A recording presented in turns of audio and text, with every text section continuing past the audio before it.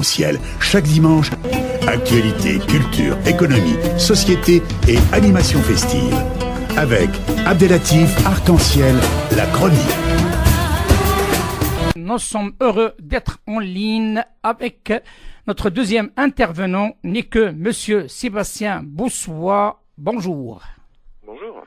Bonjour et bienvenue dans l'émission Arc-en-Ciel sur Radio Pluriel. Comme vous le savez, nous traitons ce sujet-là, donc autour de l'islam et autour aussi du terrorisme et du djihadisme depuis un certain temps, depuis octobre 2017, et sur la gestion aussi de l'islam en Europe, et que l'idée, c'est tout simplement que l'islam puisse vivre comme l'ensemble des religions qui existent sur le sol européen, en paix, et pour que on sorte de cette polémique coupable et victime du musulman. Ça pèse très très lourd, je ne vous cache pas la vérité, ça pèse très très lourd sur les musulmans et qui bloque tout avancement. Il faut préciser à notre auditoire que M. Sébastien Boussois, docteur en sciences politiques, chercheur au Moyen-Orient, relations euro-arabes, terrorisme et radicalisation, enseignant en relations internationales, collaborateur scientifique de CECD, Université libre de Bruxelles, et de Le Mans, UKM Montréal.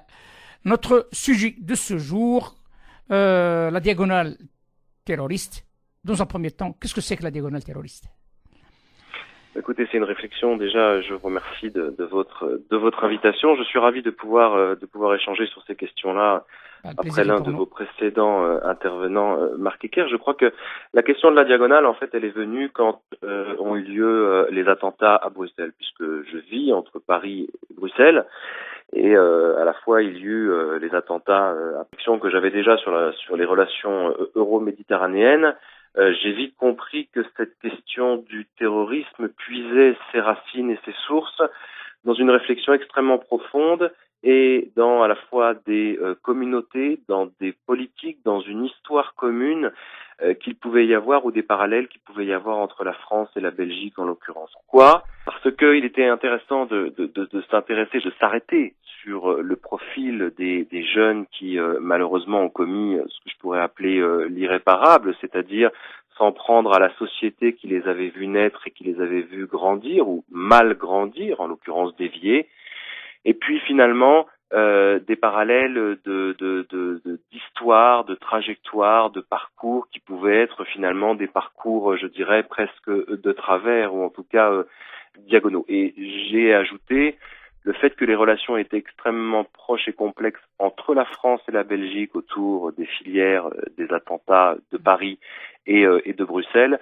Je crois que ça permettait de mettre en perspective, et c'est ce que j'ai essayé de faire dans mon ouvrage France-Belgique, la diagonale terroriste, avec mon collègue Asif Arif, qui a traité, lui, de la partie française, et puis moi, bien que français, mais vivant en Belgique depuis 10 ans, de la partie belge.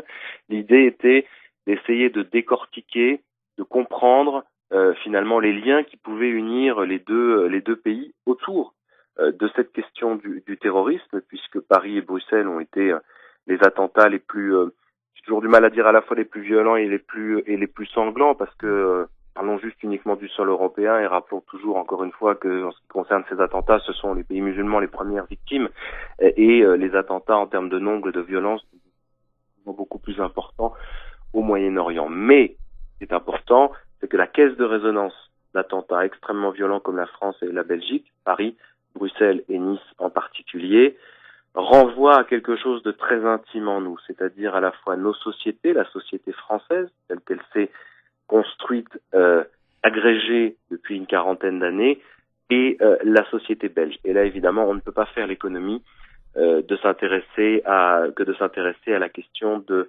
finalement les vagues d'immigration qui ont aussi construit et nourri ces sociétés. Alors quand on s'est intéressé à cette question, et en l'occurrence aux jeunes qui ont commis les attentats à Paris et à Bruxelles, évidemment on est très vite arrivé à des points communs entre la France et la Belgique, c'est que les jeunes radicalisés, délinquants, je parle pour ces attentats-là, qui ont basculé dans l'extrême violence, comme on dit, contre soi et contre les autres, puisqu'ils ont commis des attentats suicides et qu'ils ont tué des dizaines de personnes, sont des jeunes de ce qu'on appelle issus des populations d'origine immigrée. Je crois que c'est extrêmement intéressant, tout en faisant toujours la nuance et en réfléchissant en profondeur sur le fait que ceux qui ont commis ces attentats-là sont en général tous d'origine algérienne ou marocaine. Mais ils sont majoritairement en réalité d'origine marocaine sur les attentats de Paris et de Bruxelles parce que ce sont des attentats qui ont été organisés depuis la Belgique. Justement, si vous permettez, s'il vous plaît, parce que vous êtes en train d'évoquer un point très important. Voilà, donc vous avez parlé comme quoi la quasi-totalité de ces personnes, voire la totalité, sont d'origine maghrébine, notamment marocaine et algérienne, et notamment marocaine. Est-ce qu'il y a réellement un lien entre l'immigration et ces gens-là? Est-ce qu'il y a réellement un lien entre le pays d'origine et ces gens-là? Est-ce que, par exemple, les Marocains qui se font exploser à Bruxelles ont-ils des relations directes avec le Maroc, avec des gens qui l'ont formé au Maroc, radicalisation? Ou bien, la question qui se pose actuellement, est-ce que la famille de ces gens-là qui vivent ici sur le sol européen ont une part de responsabilité sur la dérive de leurs enfants, sachant qu'au départ, vous avez parlé qu'il s'agit d'une couche de la société qui ce sont des délinquants. C'est un phénomène très complexe à expliquer de manière simple et rapide. Je viens de sortir un article dans la revue Le Débat qui vient de sortir, la grande revue Le Débat qui paraît chez Gallimard sous la direction de Marcel Gaucher, où j'ai essayé de me pencher sur les liens entre radicalisation, délinquance et diaspora marocaine. L'idée était d'essayer de décortiquer et de comprendre l'ensemble de ces phénomènes. Les éléments que vous avez évoqués, je dirais qu'il peut y avoir un petit peu de tout cela. Mais chaque profil est tout à fait différent d'un autre. Un jeune qui a évolué à un moment ou un autre et qui a dévié n'a pas forcément les mêmes liens, le même caractère, la même personnalité, le même parcours scolaire, n'est pas forcément toujours en échec d'intégration d'école ou ne serait-ce même d'un point de vue affectif. En tout cas, ce qui est clair, c'est que sur les filières des attentats de Paris et de Bruxelles, et donc je parle toujours de ces radicalisés, de ces jeunes radicalisés qui ont basculé dans la violence extrême, c'est-à-dire ceux qui ont été capables d'aller jusqu'au bout du processus idéologique, c'est-à-dire la mise en application de l'idéologie de Daesh, c'est-à-dire tel que Daesh l'avait demandé à partir de 2015, de commettre des attentats sur le sol européen, de faire le plus grand nombre de victimes avec quelques armes que ce soit.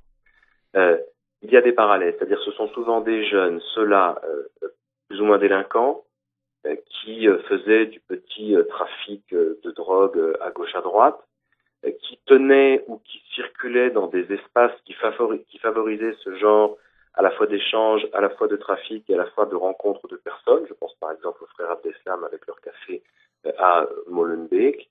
Ce sont des jeunes qui à un moment ou à un autre se sont retrouvés soit dans des réseaux de recruteurs, parce que les recruteurs de Daesh avaient très bien compris qu'il était beaucoup plus utile de prendre des petits délinquants qui savaient très bien se faufiler à travers les mailles de la police, ne pas se faire repérer, être suffisamment alerte pour monter un réseau obscur et parallèle sans attirer ni les services de renseignement ni la police locale. Donc il y a à la fois beaucoup de ces profils sur ces deux filières d'attentats qui sont passés par ce type de lieu. Ça ne veut pas dire qu'ils sont tous systématiquement passés dans leur processus de radicalisation, comme on a tendance trop souvent à le faire par raccourci, par la mosquée par exemple. Beaucoup se sont radicalisés ou ont accéléré leur radicalisation dans deux cadres spatio-temporels. Le premier, c'est la prison, le deuxième, c'est Internet. Il est clair que ces jeunes qui ont dévié, qui se sont retrouvés délinquants, qui sont passés par le trafic, qui à un moment ont fait de la prison pour ces raisons-là, ou pour violence, ou pour agression contre personne, ou pour vol, ou ce type de délit-là. Au début, en France et en Belgique, on a eu tendance à mélanger un peu ce genre de délinquants avec des très hauts radicalisés et recruteurs fortement idéologisés.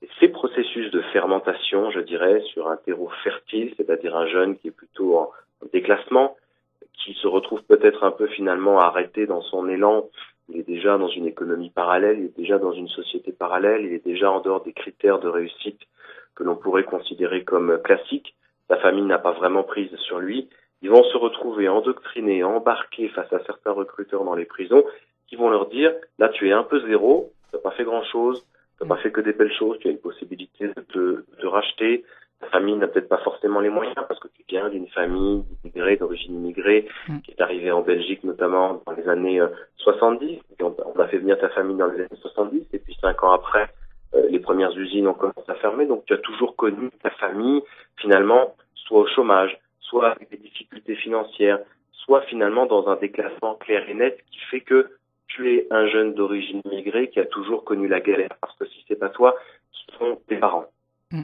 Ça veut dire que ces jeunes-là ont grandi dans un schéma familial où le modèle parental n'était pas très reluisant, c'était pas la responsabilité directe des parents, c'était le contexte économique et social global qui faisait ça. C'était ensuite la forte part d'idéologisation par un contexte de géopolitique globale qui fait que l'Arabie Saoudite ensuite est arrivée dans les quartiers, etc., et a récupéré des familles et des jeunes qui se sont à un moment rapprochés du religieux dans les années 80-90. Donc vous avez ces jeunes qui sont dans le premier espace spatio-temporel de radicalisation qui est la prison. Et puis après, une fois qu'ils sortent et qu'ils se font discrets, qu'ils sont passés du personnage un peu zéro, qu'ils ont été endoctrinés, on leur a proposé un salut. J'allais dire une planche de salut, mais c'est vraiment comment devenir zéro à devenir héros. Et là, après, soit ceux-là pouvaient partir, c'est-à-dire avant 2015 en Syrie pour aller se former de façon paramilitaire. Et ça, c'est les filières des attentats de Paris et de Bruxelles. Et sinon, vous aviez la possibilité, évidemment, de cheminer et de continuer le processus de radicalisation à travers Internet. Et ça, c'est toute la campagne de propagande et de communication extraordinaire de Daesh, qui a eu probablement un des plus gros arsenaux de communication à travers les réseaux sociaux, que ce soit Telegram, que ce soit Facebook, que ce soit YouTube, que ce soit tous ces sites qui ont été dépassés à la fois par la surproduction d'outils qui sont tombés dans les mains très rapidement de jeunes qui étaient un petit peu entre deux en quête, qui commençaient déjà à être radicalisés. Donc ce deuxième espace spatio-temporel de radicalisation, c'était donc Internet, ce qu'on appelle le djihad 2.0. C'est ça. Donc les éléments que j'ai évoqués, vous voyez, c'est une constellation d'éléments, et puis il y a un moment, il y a un peu comme voilà des étoiles qui s'alignent. Il y a un moment, un basculement et un passage à l'acte. Mais en tout cas, si je reviens spécifiquement sur les attentats de Paris et Bruxelles, ce sont essentiellement ce type de processus, c'est-à-dire des délinquants qui sont passés par du trafic ou par du vol ou par la prison, puis ensuite qui sont sortis, qui ont eu encore la possibilité de partir en Syrie ou d'être formés par des gens qui étaient partis en Syrie.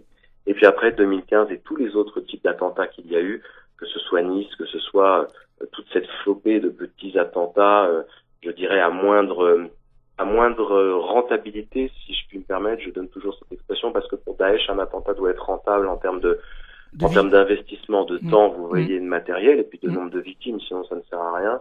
Et si vous avez des attentats plus disparates, je vais prendre Trèbes comme je vais en prendre plein d'autres, celui du Louvre aussi par exemple, où là c'est des jeunes qui ne sont pas forcément du tout délinquants, ne sont pas non plus forcément tous déséquilibrés psychologiquement ou quoi aux caisses, mais seront passés par Internet ou seront tombés sur quelqu'un ou sur une personne charismatique. Vous avez eu ça dans certains départements, dans les Alpes-Maritimes notamment, où j'ai beaucoup travaillé en prévention de la radicalisation, et qui, à un moment ou un autre, se sont trouvés investis d'une mission, c'est-à-dire soit ont répondu aux ordres de Daesh et ont fait allégeance, soit d'autres ont profité de situations d'opportunité et ont idéologiquement adhéré, se sont dit on va commettre un attentat au nom de Daesh, c'est ce qu'on appelle les copycats. Vous voyez, c'est vraiment des profils très très différents. Moi, j'invite dans quelques semaines notre public à lire le rapport que Dounia Bouzar va publier dans le cadre du programme européen Practicis commandé par la Commission européenne, où là, elle rend compte d'une étude sur près de 350 à 400 jeunes qu'elle a suivis, qu'elle a récupérés parfois même jusqu'à l'aéroport avant qu'ils partent en Syrie à l'époque. Et elle a fait une étude extrêmement décortiquée sur les indicateurs de basculement. Et là, on voit que, et là, je vais dans le sens de Marc Ecker avec le rapport qui vient de sortir, 137 nuances de radicalisation. On voit que c'est beaucoup plus compliqué que ça et les profils des attentats de Paris et Bruxelles ne sont pas du tout les mêmes que les profils de ce qu'on peut voir ensuite plus récemment, y compris dans ceux qui sont en prison. Vous avez aujourd'hui dans les fichiers S près de 40% de convertis. Dans les fortes progressions de radicalisation entre 2016 et 2017, les plus fortes progressions, c'était des mineurs, c'était des femmes, c'était des convertis. Donc, c'est bien pour ça que quand on parle, on en parlera ensuite, je pense, quand on met le doigt sur le mot islam ou le mot islamisme, Justement, question. Il faut vraiment prendre ça avec des pincettes. Justement, M. Boussois, avant, juste pour une précision, donc on parle de M. Iker et son travail sur les 137 nuances du terrorisme. Là, comme il a expliqué lui-même, donc on parle des cas de justice. Donc c'est des personnes qui sont passées aux tribunaux. Donc ce n'est pas un cadre global. Hein, donc d'après il a bien spécifié. Là, on parle des cas pratiques, des gens qui étaient jugés, ceux qui étaient condamnés, ceux qui étaient relaxés ou bien sous surveillance. Donc c'est un cas particulier où il a expliqué réellement ce que vous êtes en train de dire aussi. Donc il y a plusieurs paramètres qui peuvent amener à changer d'avis sur la vision qu'on reçoit par-ci, par-là, notamment par les médias, qui ne cherchent pas la vérité. Néanmoins, je ne vous cache pas la vérité, j'ai écouté un petit peu vos interventions dans les médias, j'ai vu un petit peu ce que vous faites, et vous avez parlé d'un point très important, à mon sens. Deux points importants. Le premier point, c'est que simplement, vous avez parlé sur la quasi-totalité, voire la totalité de ces kamikazes de la Belgique, ce sont d'origine du Rif, du nord du Maroc. Est-ce que cela peut être expliqué, vu que vous êtes un fin connaisseur du Maroc, par autre chose, vu que le Maroc, comme vous le savez, il est composé de plusieurs composantes de la société marocaine. Il y a les Sahraouis, il y a les Chleuh, il y a ceux de l'intérieur, mais aussi les Rifins. Comment vous expliquez cette spécificité qui a été donnée aux Rifins, sachant que les Rifins sont des gens calmes, mais aussi citoyens? Oui, alors il n'y a pas de caractère général, encore une fois, soit sur une ethnie, soit sur une catégorie de population, soit sur un segment régional dans un pays.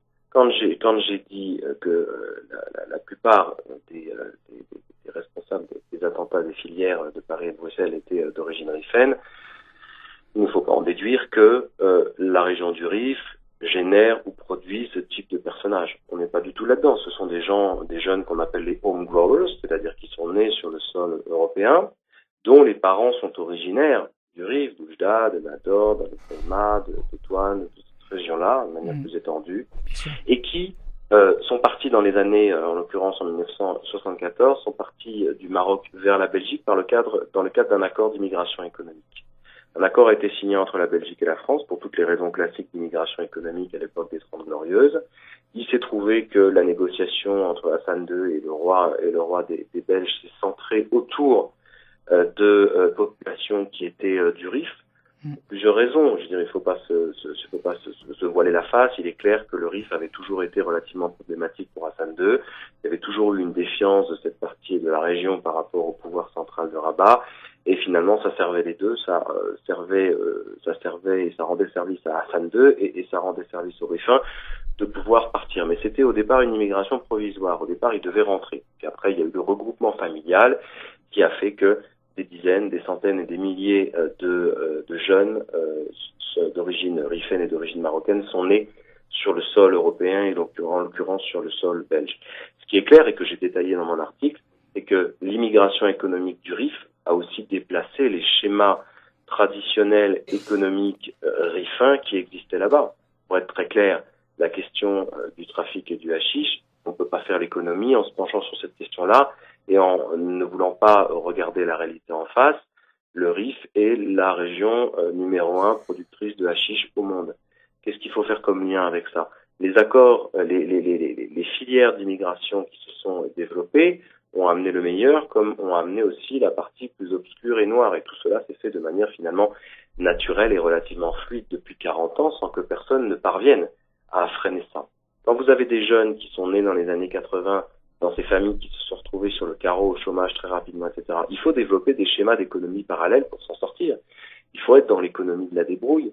Il est difficile, comme je vous ai dit, par problème de modèles et autres, de se développer dans un schéma scolaire traditionnel. Donc vous vous retrouvez avec de grands nombres de jeunes qui, à un moment ou à un autre, ils ont un cousin, ils ont un frère, se mettent à faire du trafic de hashish juste pour faire du deal. Et puis les réseaux sont déjà installés. Les réseaux se sont implantés sur les grandes villes internationales, les ports d'entrée de l'Europe. Si je parle des attentats de Barcelone, par exemple, autre schéma de filière, c'est pas un hasard. Il y avait des filières de délinquance sur lesquelles Daesh a pu se positionner, a pu s'appuyer. C'est là qu'à un moment, la délinquance et le trafic et la radicalisation aura tendance à prendre une couleur islamisante pour des raisons pragmatiques et utiles pour certains. que ce soit Barcelone, que ce soit Anvers, les deux premières portes d'entrée du hashish en Europe, car à le rappeler, vous avez des schémas de filière et vous avez des délinquants qui font circuler ça et qui entretiennent cette économie-là. Et il y a une offre et il y a une demande. Je veux dire, qu'il y a une demande claire et nette de la part de l'Europe. Cela amène beaucoup d'argent. Il y a des schémas de compensation pour faire circuler l'argent malgré des lois de blanchiment qui peuvent se développer. Vous avez à un moment énormément d'argent autour du trafic de hashish et ça rapporte de toute façon beaucoup d'argent indirect à la région du Rif, pas forcément les producteurs, hein, mais tous ceux qui se servent sur la ligne.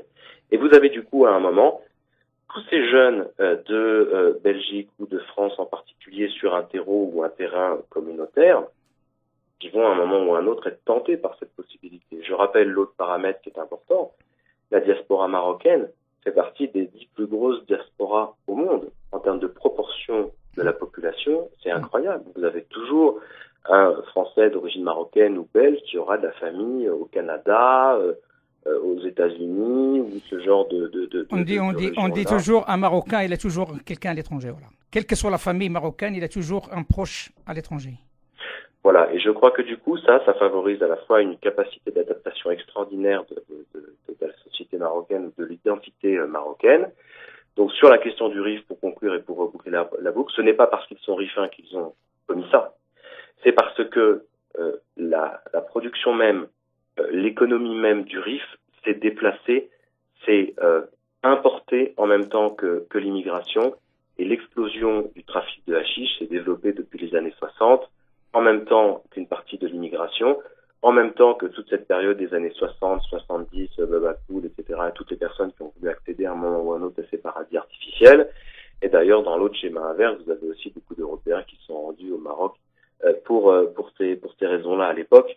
Je citerai que Jimi Hendrix ou Bob Marley sur les côtes de Sidi Ifni et Mirlef, qui étaient des endroits réputés pour leur paradis artificiel. Donc il y a toujours eu cette attraction. Justement, M. Bousso, si vous le permettez, parce que vous êtes en train de parler de quelque chose de très important. Là, vous parlez d'un passé. Est-ce que selon vous, ça existe toujours, ce tableau que vous venez de dresser? Est-ce que quelqu'un a interdit la production d'un côté au sud de la Méditerranée, et est-ce que l'Europe est parvenue à endiguer le trafic au nord? Est-ce que les chiffres aujourd'hui ne prouvent pas à l'Observatoire des drogues, et j'ai oublié son nom, mais que cette consommation chez les jeunes en Europe n'a jamais été aussi importante comme l'alcool d'ailleurs.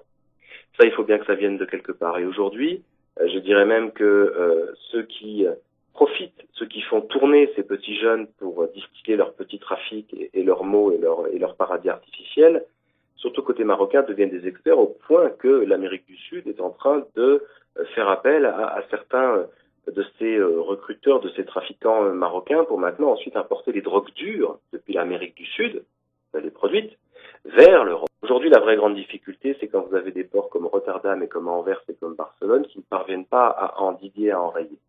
Je crois que ça pose une question extrêmement importante et à mon avis qui permettrait probablement de tarir à l'avenir des possibles développements de filières, de cellules en veille sur cet aspect-là. On n'a même pas encore parlé du religieux. Non, mais je vous cache pas la vérité, tout est lié quelque part, hein, parce que là, donc, on sait pertinemment, même l'aspect religieux, parfois, ils s'enrichit, il peut être financé à travers ce que vous êtes en train de citer. C'est exactement. C'est là, justement, l'islamisation de la radicalité. Justement, donc c'est privé parmi mes questions, donc, mais j'aimerais bien, si vous le permettez, parce que nous avons un petit peu de temps, si vous avez d'approfondir un petit peu le débat, parce que ça m'interpelle autant qu'au Marocain. Alors, sur la question de la drogue, je pouvais développer justement avant qu'on dévie. Il y a quand même un débat qui avait été lancé en 2015 et je dois avouer que je ne sais pas où en est l'état du débat, mais le PMA avait soumis l'idée de la dépénalisation du cannabis au Maroc. En Europe, vous savez qu'il y a un débat classique sur la question de la dépénalisation. Pourquoi? Parce que si vous dépénalisez, comme par exemple aux Pays-Bas, vous avez des lieux officiels, vous avez des lieux qui sont taxés, des lieux qui sont contrôlés par l'État. Et ça fait dégonfler évidemment l'économie parallèle, le trafic et la surenchère autour de la vente et de l'achat de drogue. Et du coup, ça n'est plus un commerce et un business viable pour ces jeunes. Donc la question de la dépénalisation, elle peut régler quand même pas mal de problèmes. Que ce soit en France, que ce soit en Belgique, le débat est récurrent. Les Pays-Bas sont un exemple, entre guillemets, sur cet aspect de dépénalisation. Il y a d'autres problèmes et d'autres difficultés. Après, évidemment, toutes les questions autour de l'addiction et du coup, la plus grande facilité d'accès pour certains qui peut-être n'y auraient pas accédé, du coup, bascule aussi. C'est un vrai grand débat très compliqué. Il y avait eu ce débat-là aussi, évidemment, au Maroc. Je crois que c'est une vraie grande question, mais on tourne autour d'une question extrêmement sensible et dans laquelle il est toujours difficile d'approfondir. C'est pourquoi aujourd'hui, dans un pays aussi fort, dans un pays qui à la fois s'est énormément développé depuis 20 ans, a désenclavé certaines régions, le Rif compris, parce que ce soit sur les manifestations il est clair que du temps de Hassan II, le Rif était très désinvesti pour des raisons de défiance et historiques. On peut remonter à la République du Rif, la première République laïque du Rif d'Abdelkrim el-Khattabi, 1921-26. Je crois que il faut vraiment s'interroger sur a-t-on un intérêt et pourquoi ne le fait-on pas, par exemple, si on tourne autour de la question de Ketama. Khalid Mouna, qui est un chercheur marocain, a beaucoup travaillé sur la question du kiff. Il a sorti un livre qui s'appelle, aux éditions L'Harmattan, qui s'appelle Le kiff du bled. Et il se pose cette question-là d'un point de vue social, sociétal, sociologique, historique et politique. Si vraiment on avait une volonté d'éradiquer les productions de hashish qui sont cachées sous bananier à Ketama et pour lesquelles personne n'est dupe, on pourrait le faire.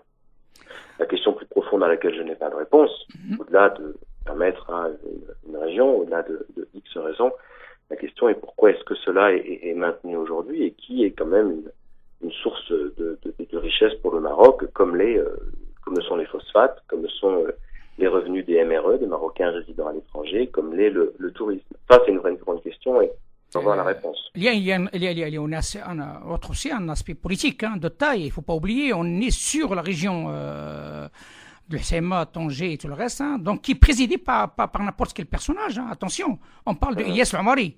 Donc, la question qui se pose, est-ce que M. Ilyes Al-Omari est conscient de cette affaire ou pas sur le plan régional déjà? Je crois que personne n'est dupe. La question tourne autour évidemment de la question de la volonté. Après, voilà, les personnages tournent. Je dirais que il y a 20 ans, Sa Majesté a fait le choix de faire partir certaines personnes qui représentaient un passé, une autre époque. Peut-être que après un moment les personnes tourneront dans d'autres régions. Vous savez, c'est comme en France, on a des barons régionaux qui sont en place depuis 20, 30, 40 ans, même auprès de certaines villes. Et on sait très bien que le clientélisme se développe de manière exponentielle dans ce genre de cadre-là. Quand vous faites tourner une ville, quand vous faites tourner une région en France, en termes de partis politiques, en termes de personnalité politique, vous savez très bien que ça permet de faciliter et d'éviter le clientélisme et puis ensuite les marchés publics ou ce genre de choses-là, les attributions inégales de marchés publics, le favoritisme, tout simplement. Je veux dire, il faut pas aller très loin pour se pencher sur la question de la ville de Marseille ou d'autres lieux en France. Donc, il n'y a pas de raison que ça se passe autrement parce que, en réalité, le pouvoir, certains sont attirés par le pouvoir le plus haut, mais vous avez un grand pouvoir aussi en étant baron de région. Et du coup, vous avez une forme de clientélisme et vous avez une possibilité de vous maintenir en place pendant très longtemps. C'est souvent, et d'ailleurs, c'est le cas en France comme c'est le cas parfois au Maroc et dans d'autres pays, vous avez des hommes politiques qui ne font leur carrière politique que sur le régional et qui deviennent quand même très connus d'un point de vue national. Voilà. C'est tout l'espoir qu'on peut espérer pour cette zone chère au Maroc, la zone du Rif. Bien sûr, mais vous savez aussi que ça ne tiendra pas qu'à un homme dans un sens comme dans l'autre, dans tous nos pays. C'est une politique quelque part. Voilà, donc, exactement. Qu'il soit plus ou moins démocratique, c'est un système qu'il faut changer. Je veux dire, quand on décide de s'attaquer à la corruption, ce n'est pas que la corruption d'un point de vue national. La corruption, elle commence à un feu rouge, elle commence à une ligne blanche qui est dépassée. Si vous arrivez à avoir un arrangement avec les forces de l'autorité, n'importe où d'ailleurs, la corruption commence au plus petit échelon local. Au jour d'aujourd'hui, éradiquer la corruption dans un pays, elle est partout présente, sincèrement. Je veux dire, c'est vraiment extrêmement difficile. Alors au Maroc, il est clair que la corruption locale, à l'échelon local, est encore extrêmement importante. Le mouvement a été lancé. Je crois qu'il faudra encore du temps. On est sur le bon chemin, mais il faudra encore pas mal de temps. Et évidemment, il y aura encore malheureusement des dommages ou des accidents sur ce chemin. Sur Parfait. la question du hashish, c'est clairement une question politique d'État à État, et je dirais de continent à continent.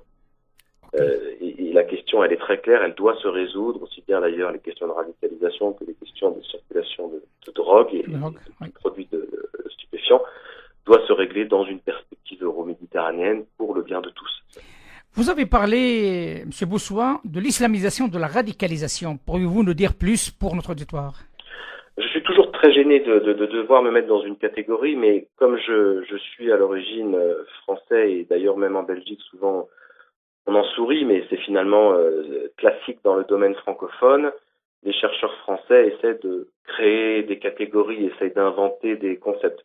Ils ne résistent pas, ils ne tiennent pas face au monde anglophone, ça c'est clair et net, ils ne cherchent pas à catégoriser. D'ailleurs, sur la question de la radicalisation, les chercheurs anglophones, j'en connais quelques-uns et je suis des travaux, sont bien plus gênés aux entournures, si je puis dire, pour essayer de catégoriser tel profil, pour mettre finalement 200 personnes en 4 catégories, c'est compliqué. Il se trouve qu'en France, il y a eu ce débat d'intellectuels entre Olivier Roy et Gilles Kepel, qui voulait en fait résumer ces questions de terrorisme et de radicalisation autour d'une variable.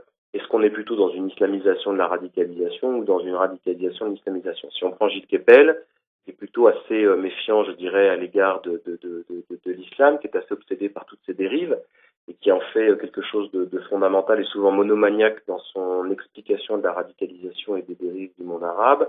L'islamisation est le seul problème, l'islamisation des banlieues est l'objectif final sur le continent européen.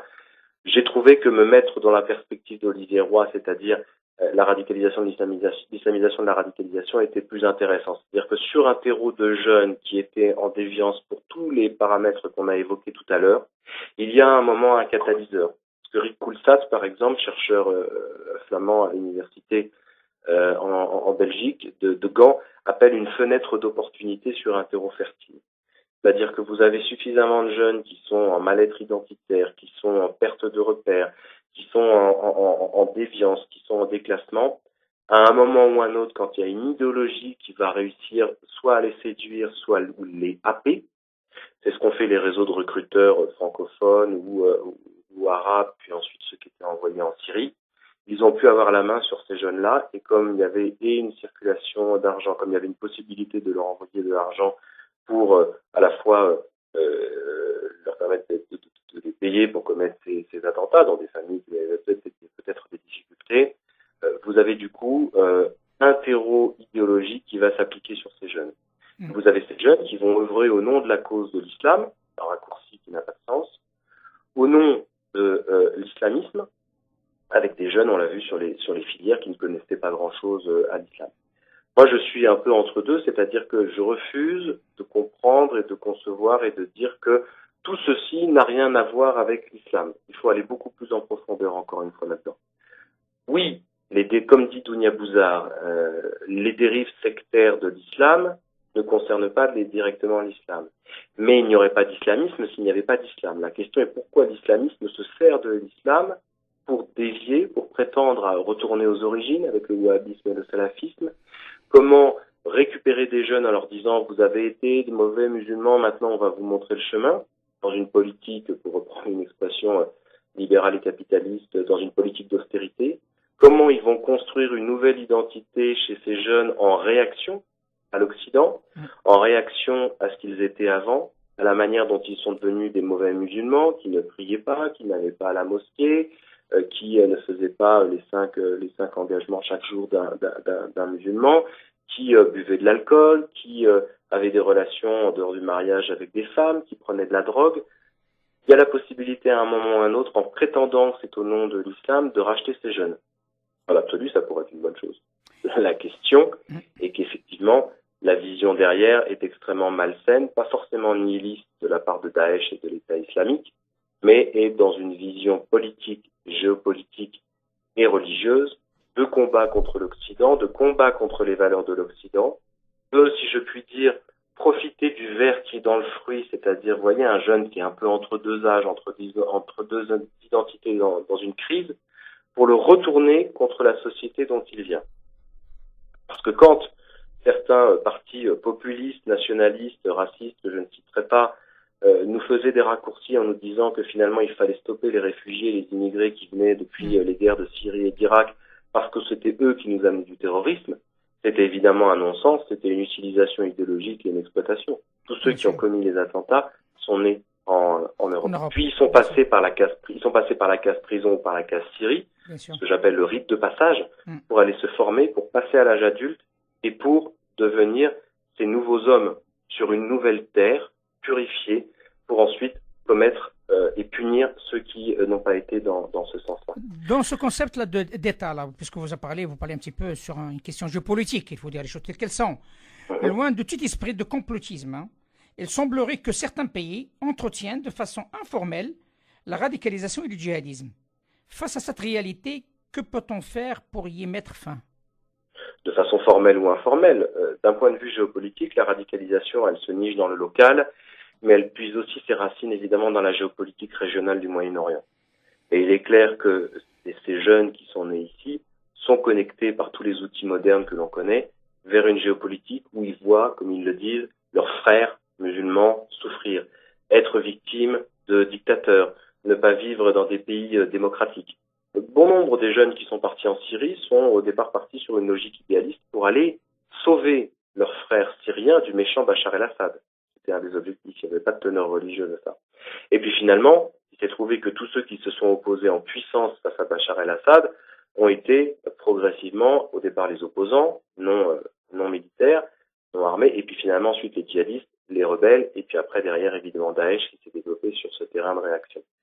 Le complotisme, et c'est aujourd'hui extrêmement important en termes de prévention de la radicalisation, l'éducation aux médias aujourd'hui dans notre monde de surcommunication doit être une discipline qui doit être institutionnalisée et qui doit être enseignée. On a dans nos modules de formation, les organisations avec lesquelles j'ai travaillé, des formations, je pense notamment à ma collègue anthropologue Asna Hussein, sur l'éducation des médias, sur la propagande, sur le complotisme. Parce que Daesh, si c'est pas Daesh, ça sera autre chose, pardon, se nourriront à la fois de la politique occidentale sur le Moyen-Orient qui a été, je dirais, extrêmement catastrophique depuis un siècle sur la région du Moyen-Orient, soit en détruisant une partie de cette région, soit en pillant ses ressources, et ont du coup, je dirais, dénaturé la région du Moyen-Orient, pardonnez-moi, et qui du coup ont pu nourrir, je dirais, cette haine de la part des musulmans. Donc vous avez, par exemple avec Israël, vous avez avec le 11 septembre, vous avez avec, je dirais, les Juifs, des arguments qui sont utilisés par Daesh, par les mouvements djihadistes, et qui en fait permettent de trouver des responsables au propre malheur du monde arabe. Et du coup, l'ensemble de ces musulmans qui se sentent victimes, en Europe comme dans le monde arabe, deviennent des victimes. Et ça, c'est cette politique de victimisation qui est très compliquée aujourd'hui, je dirais, à endiguer, parce que ce discours complotiste est partout présent sur Internet, partout présent dans les vidéos de Daesh. Vous avez quelqu'un comme Omar Homsen, par exemple, qui a été un des recruteurs principaux dans les Alpes-Maritimes, qui faisait des vidéos, notamment sur le 11 septembre. Et il a fait ces vidéos en expliquant, comme beaucoup d'ailleurs, que le 11 septembre, permettre aux États-Unis de réaliser leur fameux dessin de Grand Moyen-Orient, c'est-à-dire redessiner selon la volonté du Moyen-Orient, selon la volonté des Américains, pardon. Il est clair que ces vidéos qui circulent sur Internet en permanence entretiennent ce complotisme de manière extrêmement violente. Ça, c'est, je dirais, des campagnes de complotisme informel qui circulent à travers beaucoup de vidéos que des programmes européens, par exemple, sur lesquels j'ai travaillé, essayent d'endiguer. C'est-à-dire qu'on essaye avec Google, par exemple, de venir à bout de toutes ces vidéos qui circulent en permanence. Il faut bien savoir que Daesh, encore aujourd'hui, continue chaque jour à diffuser des vidéos rendant l'Occident responsable de tous les maux de la Terre. Je dois bien dire que par moment, je ne vais pas dire qu'ils ont complètement tort, mais que la surdomination de l'Occident depuis 2000 ans, évidemment, la présence depuis un siècle des États-Unis, comme de l'Angleterre, comme des puissances européennes sur le Moyen-Orient, la colonisation, encore réexploitée dans ce sens-là, peuvent leur donner raison. Mais la difficulté est qu'évidemment, à partir du moment où ils cantonnent les Arabes et les musulmans dans une position de victime, vous ne parvenez plus à rien, vous n'avancez plus à rien. Dans certains pays arabes, les victimes sont les musulmans, mais qui sont les responsables? Ce sont les dictateurs qui sont en place depuis 30, 40, 50 ans au Caucase. Ce ne sont pas directement forcément l'Occident, ou en tout cas l'Occident qui en a soutenu un certain nombre à une époque. Et puis vous avez deuxième pan par rapport à ce que vous évoquez sur le complotisme, vous avez un complotisme beaucoup plus formel, beaucoup plus clair et net. C'est la géopolitique régionale aujourd'hui du Moyen-Orient, c'est ce qui se passe dans le Golfe, c'est la manière dont l'Arabie Saoudite a diffusé depuis maintenant 40 ans ses productions littéraires, visuelles et autres sur le wahhabisme, sur le salafisme, sur comment re-rentrer dans le bon chemin. Comment on peut expliquer que le wahhabisme et le salafisme aujourd'hui aient une influence au Maghreb, alors que le Maghreb est plutôt de tendance islam malikite, c'est-à-dire tout à fait modéré, tout à fait classique et vraiment traditionnel. Comme vous avez aujourd'hui l'Arabie Saoudite qui rend responsable au sein même des communautés musulmanes l'Iran de tous les maux, quand vous rendez responsable le Qatar de tous les maux également, là vous cherchez à diviser le monde musulman de manière artificielle et vous avez ces fractures qui, au nom du complot, l'Iran est responsable de l'agitation au Liban, est responsable de l'agitation en Syrie, est responsable de la déstabilisation je ne sais pas, du Golfe ou de la guerre au Yémen, par exemple, pour lequel l'Arabie Saoudite rend responsable évidemment l'Iran d'entretenir et de soutenir les Houthis contre le pouvoir de Riyad. Donc vous avez véritablement ce qu'on appelle en anglais securitization, c'est-à-dire dans une logique de complot, plutôt que de se concentrer sur soi et pour éviter qu'on se regarde et qu'on se penche sur ses propres affaires. Et là, je pense vraiment à l'Arabie Saoudite. Quand vous voyez aujourd'hui l'Arabie Saoudite qui est dans une course à l'échalote sur sa modernisation parce qu'elle a bien compris qu'elle ne pourrait pas tenir longtemps à la fois son accord avec les États-Unis, mais également qu'elle ne pourra pas non plus tenir longtemps cette politique extrêmement virulente et arrogante à l'égard de l'Iran qui a essayé de re-rentrer dans le concert des nations depuis 2015 avec le soutien de la communauté internationale. Depuis l'accord de Vienne sur le nucléaire iranien, il est clair que ce qu'on appelle la securitization, on crée des ennemis et finalement on fournit tous les éléments, ce qu'on appelle des éléments de langage, auprès de la communauté internationale pour expliquer, et Israël le fait très bien aussi avec l'Arabie Saoudite et les États-Unis, que le méchant, que le responsable, que finalement le pays qui est acteur principal de la déstabilisation dans la région et qui finance le terrorisme, ce sont l'Iran et ce sont le Qatar. Sans aucune preuve, sans rien du tout, mais souvent ça marche. Au nom du complot, regardez les États-Unis qui ont envahi l'Irak en 2003 en disant c'est Saddam Hussein qui est responsable, etc., parce qu'il avait des armes de destruction massive. Est-ce qu'il en avait? Mais non, Colin Powell l'a même reconnu plus tard. Tony Blair a même reconnu son erreur dans ces guerres-là. Donc c'est évidemment extrêmement compliqué aujourd'hui d'avoir une politique qui soit une politique réelle, objective, efficace, sans à la fois toute cette mythologie qui est véhiculée, sans ce complotisme qui est véhiculé, et tout ça parce que la politique a aussi beaucoup glissé vers le populisme, c'est-à-dire beaucoup joué sur les émotions des gens. Justement, c'est beaucoup plus facile de faire passer du complot, de faire passer et de rendre les gens responsables par l'émotionnel. Et quand vous avez au pouvoir des gens aujourd'hui comme Donald Trump, quand vous avez au pouvoir des personnes comme MBS, Mohamed Ben Salman sur l'Arabie Saoudite, on est dans une forme de populisme qui n'a pas de problème à montrer du doigt les responsables. Je mets à l'opposé, c'est pas que je l'aime ou quoi au caisse, quelqu'un comme Vladimir Poutine, c'est pas du tout là-dedans. Il est dans le recul, il n'assiste pas ou il n'entretient pas. Preuve en est, on l'a vu avec les frappes en Syrie. Je crois que tout cela, malheureusement, quelqu'un comme Donald Trump va accélérer cette excitation du complot. Et le problème, c'est que vous avez Israël au milieu de tout ça, qui est le nœud gordien et qui rend aujourd'hui extrêmement compliqué les choses. Comment aujourd'hui expliquer à des musulmans, moi je sais pas, comment expliquer aujourd'hui à la Oumma que Israël, aujourd'hui, son principal allié est en train de devenir l'Arabie Saoudite, gardienne des lieux saints de l'islam, responsable du wahhabisme, du salafisme et de l'exportation de l'idéologie qui a été responsable d'une large partie des attentats qui sont arrivés sur le sol européen, comment expliquer que Israël aujourd'hui et Arabie Saoudite sont en train de se rapprocher. Écoutez, M. Boussois, je serais heureux si vous acceptez un jour, si vous aurez le temps par rapport à votre agenda, que je sais qu'il est très chargé. C'est un sujet à en débattre, surtout sur ce dossier-là. Je tiens à vous remercier infiniment d'avoir accepté cette invitation. Ça fut un plaisir. Et surtout cet éclairage, parce que fort intéressant, parce qu'on n'est pas que dans l'islam, on a parlé un petit peu de tout, donc c'est un ensemble. C'est un ensemble qui est très, très, très, très riche, donc il faut dire les choses telles qu'elles sont. Et j'espère bien que notre auditoire qui est à l'écoute puisse avoir le maximum possible d'informations, comment aussi les Européens puissent voir ce qui se passe à travers le monde. Merci infiniment, Monsieur Sébastien Boussois, écrivain de la Diagonale terroriste, docteur en sciences politiques, chercheur Moyen-Orient, relations euro-arabes, terrorisme et radicalisation, enseignant en relations internationales, collaborateur scientifique à l'Université libre de Bruxelles. À très bientôt. Merci à vous, à bientôt. À bientôt, monsieur. Au revoir.